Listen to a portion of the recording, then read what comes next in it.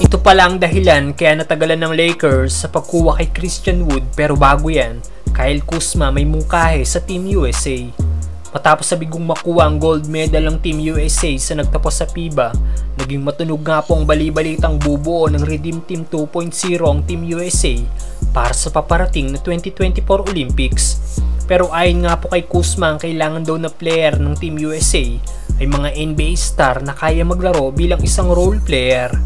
Dahil kahit sino daw ay pwedeng maging maganda ang laro basta nasa kanila ang bola.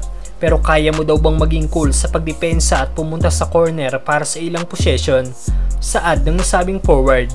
Pinopoint out nga po ni Kuz ang kawalan ng depensa ng Team USA noong FIBA, kaya natalo ang nasabing team.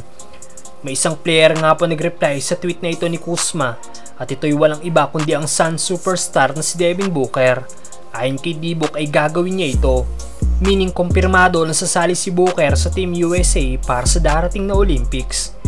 Samantalang ito daw ang dahilan kaya natagalan makuha ng Lakers si Christian Wood.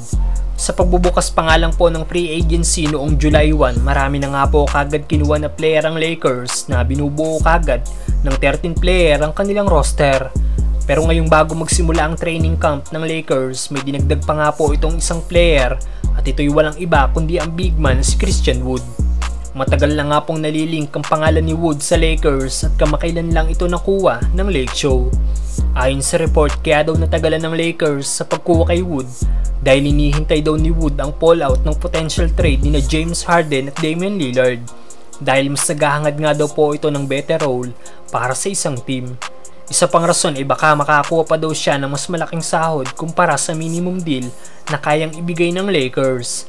Pero dahil nga daw po still nasa Portland pa rin si Damian Lillard at nasa Sixers pa rin si James Harden, nagdesisyon na nga po si Wood na tanggapin ang offer ng Lakers, dahil kahit hindi malaki ang sahod at role na makuha niya sa team, malaki naman ang chance na makakuha siya dito ng kampyonato.